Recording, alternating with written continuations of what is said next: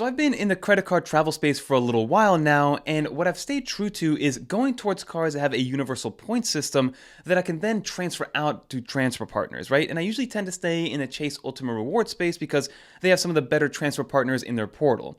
But what I'm going to do in this video, and what you see from the title and thumbnail, is that I'm going to be applying for my first ever brand specific card, more specifically the Marriott Bonvoy Boundless. So what I want to do in this video is talk about that card a little bit, what the perks are and what you get in terms of a sign-up bonus, but then also talk about another card that honestly I wanted to go for more so, but I kind of had to stray away from it because of what the Boundless offers currently, because I am a big fan of Hyatt and their loyalty program. But then also, like I said, we will be applying for this thing live, and no matter if I get approved or denied, we will be posting this video because I believe in full transparency and letting you guys know what data points I have so you can compare and then decide on yourself whether or not you're going to get this card. And then finally, there's one more thing that the Marriott Bonvoy Boundless has that is going to be something that I'm going to be looking forward to in the future if we do get approved. But without further ado, let's get into this video, everybody.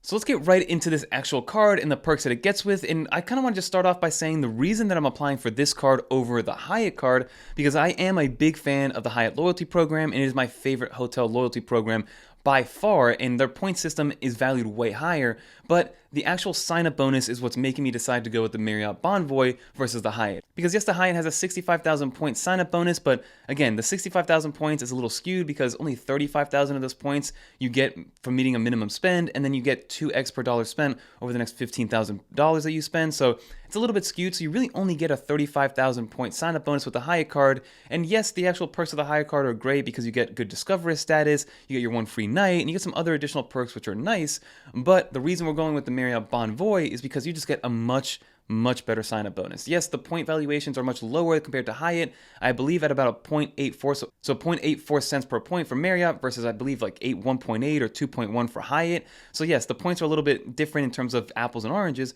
but right now with the Marriott Bonvoy Boundless, you do get 5 free nights of up to 50k points per night, which values this at 250,000 points for a sign-up bonus after meeting, I believe, $5,000 in a 3-month span. Versus with the 35,000 points that you get from Hyatt, yes, you can technically stay at off-peak Category 1 hotels and only spend 3,500 points per night, but if you want to go on a trip with maybe a Category 4, Category 5 hotel, you can really only stay 1, maybe 2 nights at those hotels, versus with the Marriott Bonvoy, you can stay at much nicer hotels and you get 5 full nights, and you also get that perk where if you book 4 nights with points, you get a 5th night free, so essentially you kind of get 6 nights for free if you play your cards correctly with this sign-up bonus. So I do want to quickly round off some of the specs of the Marriott Bonvoy Boundless. So one of the other perks that you get with it, aside from the sign-up bonus, is that you do get 3 points per dollar spent for the first $6,000 on all groceries, dining, as well as gas stations. So that's going to be nice.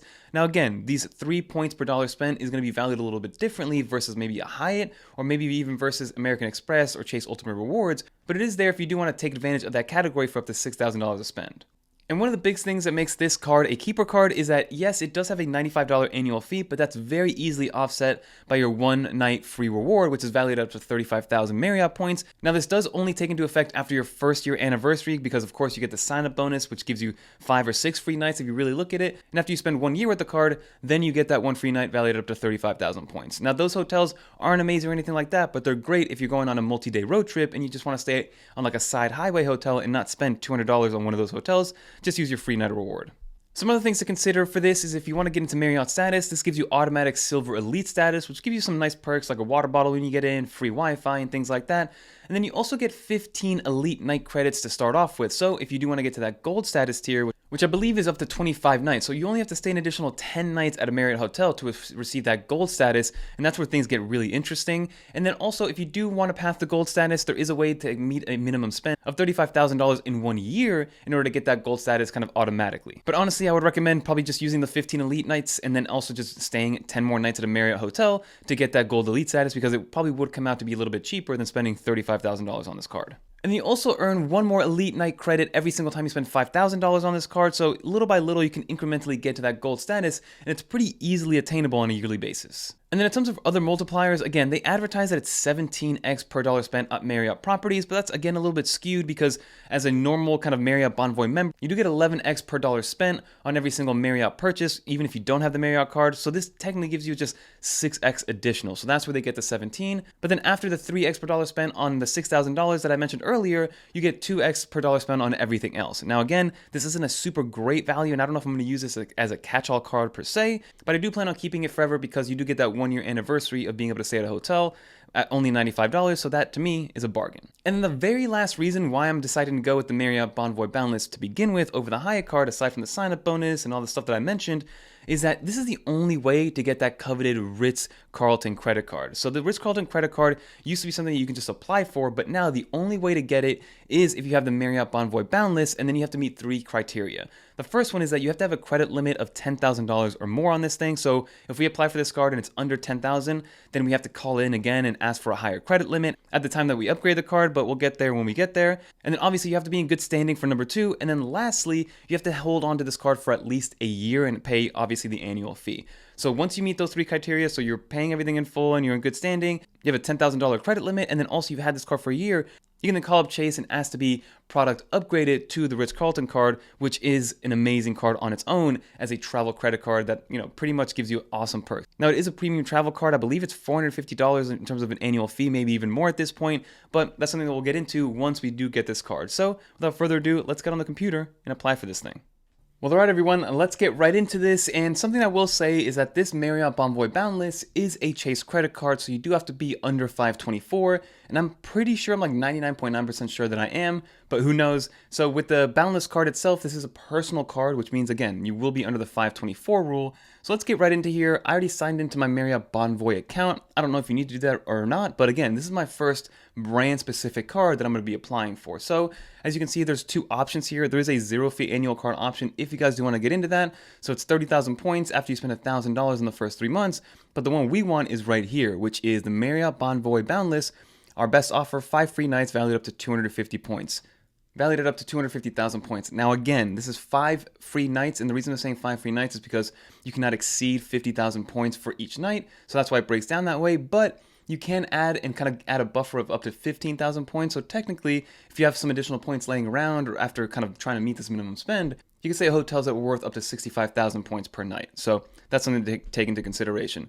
But here you get to see all the stats that we already talked about. 17x on Marriott purchases, 3x on up to $6,000, 2x on everything else, and 2x on everything else again here. And then you get all your elite statuses, which is nice. So let's go into this. We'll press continue, and hopefully this all goes well.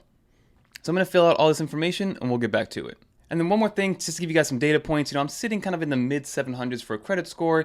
About a month and a half ago, maybe 2 months ago now at this point, we did apply for the Capital One Venture X, and I did get it. So maybe that could also take into account and kind of skew it, because I don't think I've applied for cards this back to back. So let's see exactly what's going on. Like, I'm relatively nervous, and this happens every single time we do this. But if we press submit here, let's see exactly what happens. So this is definitely the most nerve-wracking part. Leave a comment down below if you guys are feeling the same thing. But maybe, yes, no, maybe so. It's still working. All right, this is taking a little longer than expected. Boom, okay, so we did get it, which is nice. We did get it, but again, very low credit line, which is very interesting. So again, if we want to be able to use the Ritz-Carlton card a year from now, so this puts us March 1st. So let's say March 2nd of 2025, we want to upgrade this and product change it to the Ritz-Carlton card. We're going to have to kind of do some gymnastics with customer service to get us to that $10,000 credit line in terms of credit limit. So it looks like we're good to go. So as you guys saw, it looks like we did get approved for the Marriott Bonvoy Boundless, which is awesome to see. And what's cool about this is that, let's say you had a trip coming up and you wanted to get this card and immediately start using it through Marriott, you can do that based on the travel portal itself in the Marriott application or the Marriott website. But as of right now, I don't have anything to purchase, so I'm just going to wait for the physical card to show up. One thing that I was a little bit interested in was the fact that I only got a $5,000 credit limit, whereas I have a bunch of Chase cards which are much, much higher than that, as well as the Capital One. So let's see exactly how that kind of unfolds over the next year. The main focus is going to be to reach that minimum spend. Again, not overspending on anything, just doing my normal spending, just migrating it all over to that card once it does come in. And what's also nice about it is that we will be going on a trip in April overseas, and this has no foreign transaction fees, so that's another way that we'll be able to put some additional spend on this card without having to worry about kind of paying some sort of fee overseas. But that will do it for this video, everybody. Hopefully you enjoyed. I'm very excited to kind of get this card and learn the ins and outs of it and see what it's like to have a real first-hand branded card. Again, I'm normally using a Chase or an American Express card and kind of then transferring out, so this is going to be my first experience using a real branded card, so we'll see how that goes over time, and I'll definitely do maybe like a 3 or 6 month later review after we do hit that minimum spend and see exactly what that gets us in terms of where we can stay, but then also give you guys my long-term review on that card itself. But that's going to do it for this video. Like I mentioned, if you guys made it to the end, leave a little credit card in the comments down below. And if you guys have this card, let me know some of the stuff that you've kind of been able to take advantage of from some of the perks of this card. Very excited to understand that. But until next time, I'm Fernando, and I'm out of here, everybody. Peace. I always love making these videos because I love watching them, and they're like anxiety-inducing. Peace.